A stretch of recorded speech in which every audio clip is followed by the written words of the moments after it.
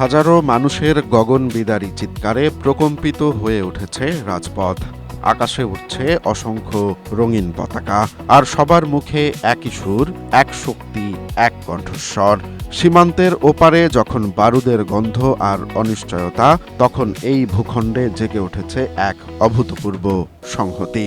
স্বজাতির সুরক্ষায় রাজপথে নেমে আসা এই মানুষেরা যেন জানান দিচ্ছে, কুর্দি জাতির উপর কোনো আঘাত এলে তারা নিশ্চুপ থাকবে না।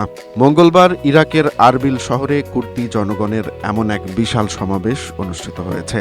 সিরিয়ার উত্তর পূর্বাঞ্চলে লড়াইরত সিরিয়ান ডেমোক্রেটিক ফোর্সেস এসডিএফ এবং সেখানে কুর্দি জনগোষ্ঠীর সমর্থনে এই বিক্ষোভের আয়োজন করা হয়।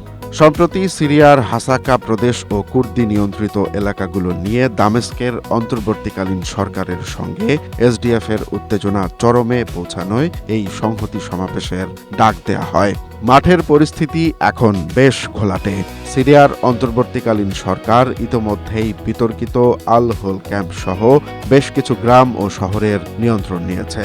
তারা এসডিএফকে একটি নির্দিষ্ট মেকানিজমের আওতায় আসার জন্য 4 দিনের সময় বেঁধে দিয়েছে। এর ব্যত্যয় ঘটলে হাসাকা ও কামিশলি শহরে সরকারি বাহিনী প্রবেশের হুঁশিয়ারিও দেয়া হয়েছে। পাল্টা বিবৃতিতে এসডিএস জানিয়েছে তারা যুদ্ধবিরতি মেনে চলছে, তবে আক্রান্ত হলে তারা পিছু হটবে না। আরবিলের রাজপথে বিক্ষোভকারীরা হুঙ্কার দিয়ে বলছেন, রোজারার কুর্দিদের পাশে দাঁড়াতে তারা যে কোনো ত্যাগ স্বীকার করতে প্রস্তুত। এই সমাবেশ মূলত বিভক্ত কুর্দি জনগোষ্ঠীর মধ্যে এক অভাবনীয় জাতীয় ঐক্যের ডাক দিয়েছে।